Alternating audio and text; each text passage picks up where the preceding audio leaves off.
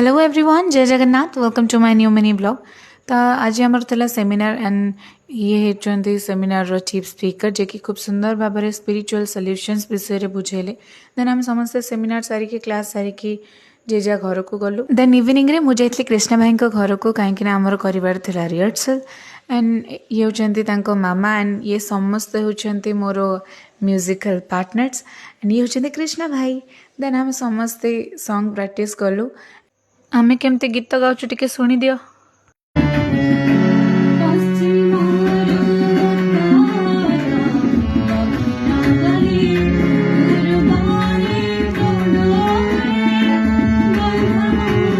तेना माने समस्ते बढ़िया बढ़िया बॉलीवुड सॉन्ग गाइले।